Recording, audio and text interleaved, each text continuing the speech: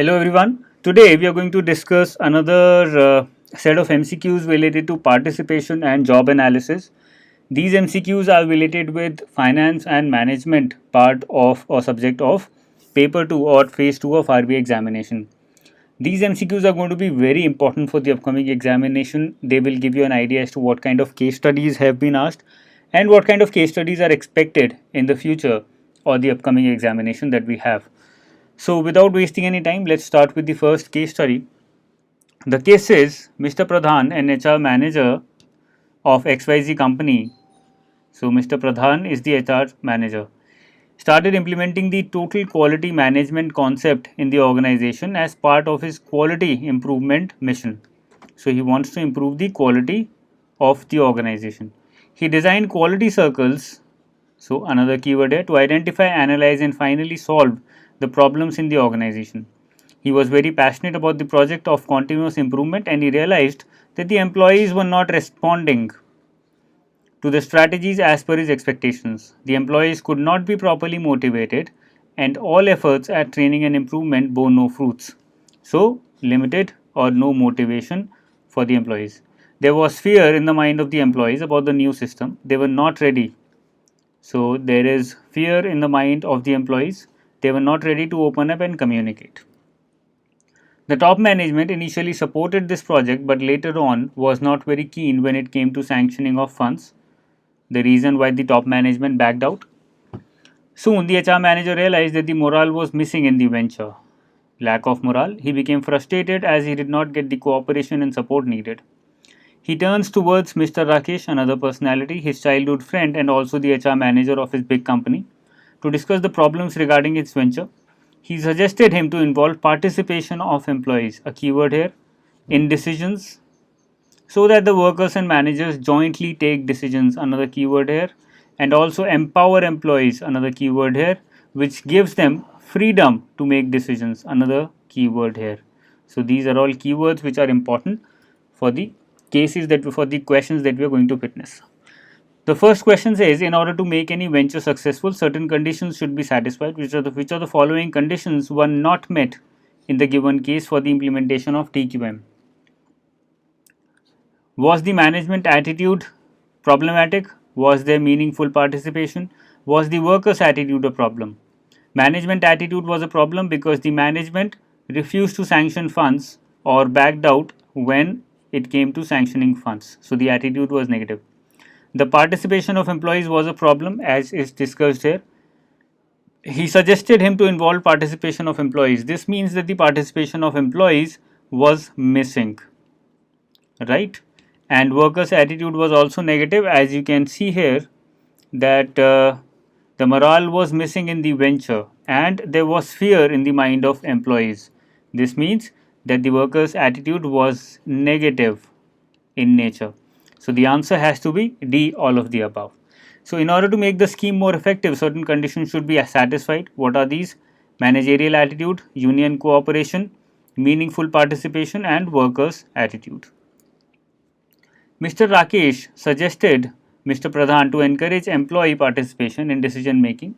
Which of the following forms of participation was he referring to? What are the different forms of participation? We have to understand that and we have to answer this question. So you cannot answer this question unless you are very well aware about the forms of participation in decision making. These are the four forms: consultative, administrative, associative and informative. For your information, the answer is C, associative. If you don't know about it, please go through this slide. So what it says is that these are the four major ones and in addition there is another one called decision participation making. Participation in the organization. Consultative says involves a high degree of sharing of views of members and giving them an opportunity to express their feelings. So you give an opportunity to consult or you decide to consult the employees before taking any decisions and you want to share the views of the members or of the employees in the organization. Informative, it ensures that employees are able to receive information and express their views pertaining to several matters. So informative is a little less effective than consultative because in informative you are providing information to the employees and you are giving them a chance to express their views, but you're not sharing the views, you're not giving them an opportunity to express their feelings, only the views. So it is less effective than the consultative one. Associative management here is under the moral obligation, not the legal, moral obligation to accept and implement the unanimous decision of the employees. The managers and workers jointly take decisions. So there is joint decision making. What does it say here? It says here participation of employees in decisions, jointly take decisions, freedom to make decisions. All these are a part of associative. The next is administrative, involves a greater degree of sharing of authority and responsibility. The case study does not talk about sharing of authority and responsibility or delegation of authority and responsibility at all. If you look here, it does not talk about delegation of authority and responsibility at all. All it talks about is participation of employees, joint taking of decisions, empowerment of employees through jointly taking decisions, and freedom to make decisions. That means administrative and decision are out. Informative and consultative are only one way pathways wherein you receive information, you receive views, you receive feelings from the employees, but you don't have any obligation to abide by those feelings or those views. So associative is our answer. There are several elements of participation. Which are the following is not an element? There are three elements of participation: contribution, involvement, and responsibility. They are also called as ICR: involvement, contribution, and responsibility, ICR.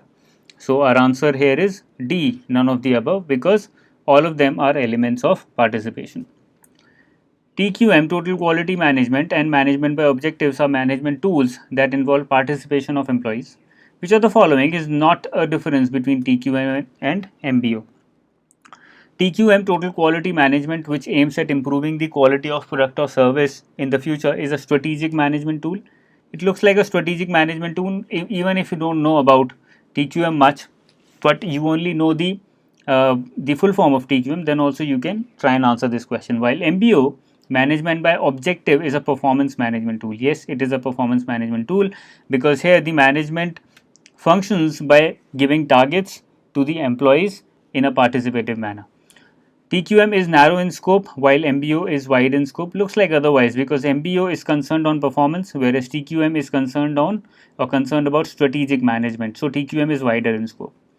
TQM approaches to solve problems based on external customer satisfaction, while MBO approaches to solve problems based on internal goals and targets. It's also very true because in total quality management, you try to improve the quality of product or service based on whatever customers are demanding, based on whatever their feedback is telling to the organization. So the answer here is B.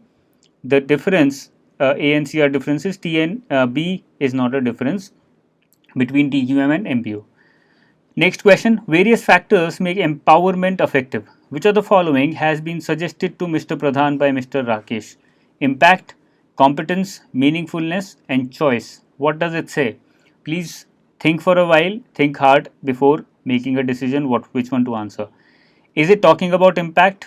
Is it talking about competence? Is it talking about meaningfulness? Is it talking about choice? Impact is when whatever the employee is doing, he expects or he believes that it will have a positive impact on the society or on himself, depending upon what his priorities are. Competence is whenever whatever the employee does increases his competence in the organization or he is competent enough to complete that. Meaningfulness is whenever whatever the employee does gives him meaning in the organization. And choice is when he has the choice to decide what to do and what not to do. Impact is when an employee feels completion of a task will make a difference, that is, it will have an impact. Competence, when the employee has the ability, that is, he has the competence to do something. Meaningfulness, when the employee feels that the task assigned to him is worthwhile, has certain meaning. And choice is when he has the freedom to make decisions and initiate actions. So in this case, there was a question of choice because it says very clearly freedom to decide, freedom of decision making towards the end. That is the keyword, and therefore the answer is D. Let's have a look at another question. Involvement, participation, and empowerment are all related terms. Which of the following is the major point of difference among them? Involvement, participation, and empowerment. Control, responsibility, sense of belongingness, no difference. When we are talking about empowerment, then we are losing control. When we are talking about participation, then we are losing control a little bit lesser. When we are talking about involvement, then the control is more in the hands of the superior. Responsibility, does it affect the responsibility also, and does it affect the sense of belongingness also? No. The major difference between involvement and participation and empowerment is related to transfer of decision making authority. In both involvement and participation, management retains control. That's what I said. The decision making stays with the management, with the superior. In empowerment, employee have at least some degree of authority to make and implement their own decisions, and that is what is discussed here. Another case study, a very important and a very good case study here. Anjali, Mona, and Komal belong to the Human Resource Department in Prasad and Company. Recently, their CEO has noticed that employees are frequently joining and leaving the company. Anjali, Mona, and Komal, they belong to Human Resource of Prasad and Company. He is worried about the rate of employee turnover. Keyword here.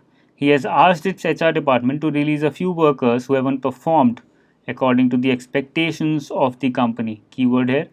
And also those employees who do not seem serious in working with the company. Another key sentence here. He has asked them to fill the vacant positions either through promotion or to recruit it from external sources. Another key sentence here. He is now adamant on developing the human resource to continue success of organization, which has recently shown some downfall by doing job analysis again. Another keyword here. Of the remaining employees, he has asked them to do the performance appraisal, a keyword here, and evaluate what is going wrong. Strategic management and job enrichment, another keyword here. Strategic management, job enrichment is also being focused more now. A meeting has been called to discuss on the necessary actions and decisions the company needs to take to achieve its goals and survive long in the industry. Let's have a look at the options. Which of the following is the correct definition of job analysis? We discussed job analysis in the previous lecture when we talked about job description, specification, evaluation, analysis, etc. etc. Let's have a look again at the options. It is organized factual statement of job contents in the form of duties and responsibilities of a specific job. What is this? This is job description. It is a document which states the minimum acceptable human qualities necessary, job specification. It refers to the way the tasks are combined to form a complete job. This is job design, the way the tasks are combined. It is detailed and systematic study of jobs to know the nature and characteristics of people to be employed for each job. This is job analysis, which is further divided into job description and job specification. Therefore, it talks about systematic study of jobs, that is job description, and the nature and characteristics of people, job specification as well. So the answer is B.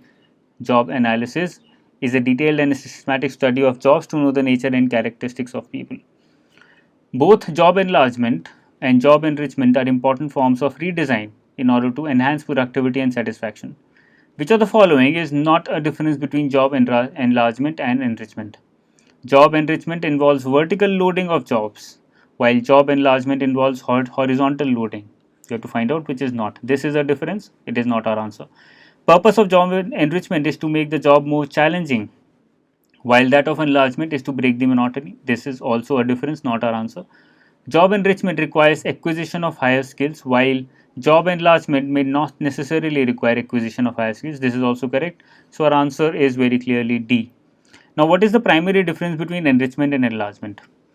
From the names only, you can actually identify what should be the difference. Let's say these are different jobs in the organization, and this is the hierarchy also. This is the top, this is the middle, and this is the lower. Let's say these are the jobs. Okay. Now, job enrichment would be when a person holding job 3 is given, let's say, job 6. This is enrichment. Whereas job enlargement would be when a person holding job 3 is given job 2. That is enlargement. So, in enrichment, you have vertical loading of functions. You have horizontal loading in job enlargement. The purpose of job enrichment is to make job more lively, challenging, and satisfying. It is certainly going to be more challenging because you're holding job of a person who is superior to you. So you require a unique set of skills in order to be able to handle those kinds of jobs. The purpose of job enlargement is to reduce the monotony in performing certain repetitive jobs. Job enrichment requires development and utilization of higher skills, initiative and innovation. Job enlargement may not necessarily call for acquisition of higher level skills. Job enrichment, the employee uses his own capabilities of self direction and control. He needs less of external direction and control. In job enlargement, may need more external direction and control in view of enlargement of the scope of his responsibilities. That is also you need to remember. Next question says, which of the following is not a term associated with job analysis? Position, task, duty, competitor. Whenever we are talking about job analysis, we are talking about the work as well as the employee, as well as the qualifications of the employee. So, position, work, task, work, duty, related with person, related with work also. Competitor, is it related with the task or the employee? Not at all. So, this is not a term. Even if you know the meaning or the definition of job analysis, you could have answered that question. Let's have a look at another question. Both job description and job specification are a part of the process of job analysis. Which of the following are the difference between description and specification? As I had explained, description is talks about TDR, that is task, duties and responsibilities, and specification talks about KSAs, knowledge, skill and ability. Job description describes the job, while specification describes job requirement. Job description originates from job analysis, specification originates from job description. Description defines duties and responsibilities, specification defines qualifications. All of them are correct because this one is talking about the job, this one is talking about requirement, that is, what do you require from the employee. Job description originates from the job analysis, yes. After job analysis comes description, after description comes job specification. Defines duties and responsibilities, what are you required to do, tasks, duties and responsibilities. Specification talks about qualification, knowledge, skills and abilities are qualifications itself. So the answer is D, all of the above. SWOT analysis, strengths, weakness, opportunities and threats. Both external and internal environment are involved here. Both external and internal environment are involved here. Is a component of which of the following? Job enrichment, job analysis, performance appraisal, strategic management. Please think hard about this question, a very technical question this is. Now in SWOT analysis, you identify the strengths of the organization and its employees. You identify the weaknesses, where it is weak, where it is falling back, or where is it falling behind. The opportunities that are available to the organization as a whole as well as to its employees when you are doing SWOT analysis of a particular employee, and the threats which the organization is witnessing or is expected to witness in the future. So you are talking about both external and internal environment. You are talking about the future wherein you are talking about opportunities and threats. You are also talking about the present where you are talking about the strengths as well as weaknesses. So it is not at all limited to job enrichment. It is not at all limited to job analysis. Performance appraisal is also only a part of SWOT analysis through strengths and weaknesses, but the primary focus, the primary purpose is strategic management. As it is written here, the systematic analysis of factors associated with customers and competitors and the organization itself to provide the basis for maintaining optimum management practices. The objective of strategic management is to achieve better alignment of corporate policies and strategic priorities. He here refers to the CEO. He has asked the HR department to release a few workers or employees who have not performed according to the expectations of the company. This will result in which of the following kinds of turnover? A very good question. Students are expected to get confused between dysfunctional and involuntary turnover here. The answer is involuntary turnover. Let's have a look at dysfunctional and functional turnover. What exactly are they? Now, dysfunctional turnover and functional turnover are both found in relation to performance of the employee and choice or voluntariness of the employee. Whenever the employee decides to leave voluntarily and is a high performer, that means it is a dysfunctional turnover. because it is going to affect the functioning of the organization. But if he's a low performer and he voluntarily leaves the employee, then it's a functional turnover because it's good for the organization. That is how it has been defined. Functional retention. Retention is opposite of dysfunctional turnover. Functional retention is when there is no intention to leave voluntarily and he retains in the organization and he's a high performer. Whereas it is dysfunctional retention because he's a low performer, so he should not be a part of the organization, but he's put back in the organization for some of the other reason. So an undesirable employee remains with the organization. It is a dysfunctional retention. So dysfunctional turnover and functional turnover are totally opposite of what the organization is talking about here. Here the case study is talking about to release a few workers who have not performed well. When low performers go voluntarily, then it is functional turnover. But here they are not voluntarily turned over. Here it is an involuntary movement, involuntary turnover of the employees. They are asked to move out of the organization. Therefore, it is not functional, neither dysfunctional. It becomes involuntary turnover. So this is all about today's lecture. I hope you liked it. There were a lot of questions from participation and job analysis. In the future, I will keep discussing case studies on management, and I'll also start with some questions and case studies on finance. And I hope you like these lectures. In case you have any feedback, any demand, please feel free to put forward them to me through the comment section below. I try to read all the comments so that I get to know what the students are demanding, what the students need in the short span of time when the examination is coming.